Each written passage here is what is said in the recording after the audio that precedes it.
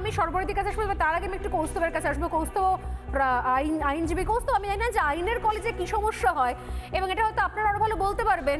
মালার আইন নাকি ইনস্ট্রাকশন রয়েছে, আইনের মতো চলবে, তাহলে প্রতি বছর দক্ষিণ কলকাতার এই কলেজে, আইনের কলেজে পুজো করার জন্য আইনের দ্বারস্থ হতে হয়, এবং যাদের ওপর ভরসা কলেজে তারা অত্যন্ত তৃণমূল কংগ্রেস ঘনিষ্ঠ, মালা রায় ঘনিষ্ঠ, অভিষেক ব্যানার্জি ঘনিষ্ঠ।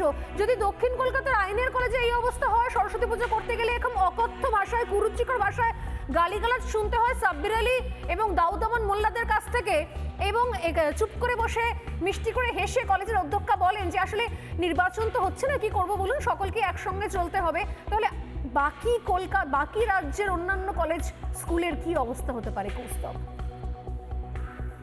এই যে সুনন্দা, এই যে গাছে যে গোয়েঙ্কা, এর অ্যাপয়েন্টমেন্ট নিয়ে একটা সময় বিস্তর জলঘোলা হয়েছে।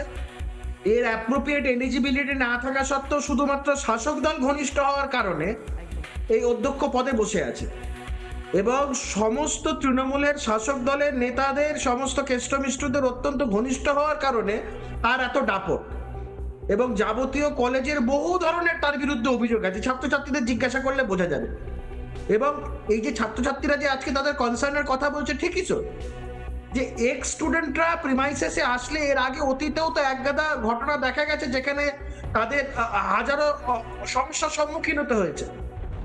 এক্স স্টুডেন্টদের কি কাজ? এক্স স্টুডেন্টরা ক্যাম্পাসে থাকবে কেন? এক্স স্টুডেন্টরা পাস করে গেছে, তারা ল পাস করেছে, তারা হয় প্র্যাকটিস করবে, চাকরি বাকরি করবে, তাদের ক্যাম্পাসে কিসের এত মধু? এটা শুধু যোগেশচন্দ্র চৌধুরী কলেজের ব্যাপার না, এটা আমরা সাউথ ক্যালকাটা ল কলেজেও দেখেছিলাম, সেখানেও মনোজিতের মতন লোকজন।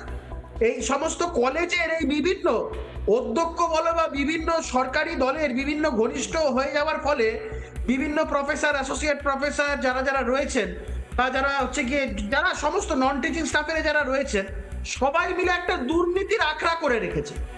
আমি এই কথা আগেও বলেছি যে south Calcutta law college, Jogeshchandra Chowdhury law college, Surendranath law college, এই বিভিন্ন ল কলেজগুলোতে একটা র্যাকেট আছে। কি হয়, প্রাইভেট ল কলেজে অ্যাডমিশন যারা পায়, মানে ধরো র্যাঙ্ক যাদের পেছনের দিকে থাকে, বহু টাকা লেনদেন করে এদেরকে সরকারি কলেজে নিয়ে আসা হয়। বহুজন থাকে যে না সরকারি কলেজে পড়বো, মারাত্মক বাজে র্যাকেট।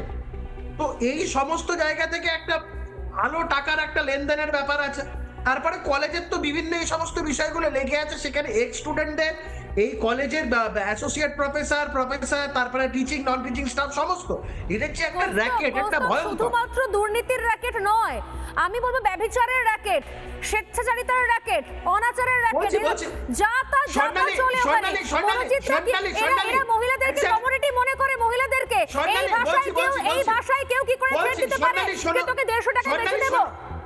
স্বর্ণালী শোনো, এই যে সাউথ ক্যালকাটা ল কলেজে মনোজিতরা একদিনে বেড়ে ওঠেনি, ওখানকার যিনি এক টিচার ইনচার্জ ছিলেন, এরকম মনোজিতের বিরুদ্ধে এর আগেও একাধিক অভিযোগ উঠেছিল, কিন্তু এই কলেজের টিচিং, নন টিচিং স্টাফেরা মনোজিতদের অত্যন্ত ঘনিষ্ঠ হওয়ার কারণে এগুলোকে সব ধামাচাপা দিয়েছে। ঠিক একই ভাবে এই যে কলেজের ছেলেমেয়েরা আজকে এই কথাগুলো বলছে, এই সুনন্দা গোয়েঙ্কা, এরা হচ্ছে গিয়ে যত এক্স স্টুডেন্ট বা যত রাজ্যের উল্টোপাল্টা ছেলেমেয়ে যাদের আছে, এদেরকে মদত দিচ্ছে সুনন্দা গোয়েঙ্কার মতন। আজকে যদি সাউথ ক্যালকাটা ল কলেজের মতো যোগেশচন্দ্র চৌধুরী ল কলেজে এই ধরনের ঘটনা ঘটে, এর দায় কি সুনন্দা গোয়েঙ্কা নেবে? আমি জানি না, যা এর নিঃসন্দেহে নেবে না।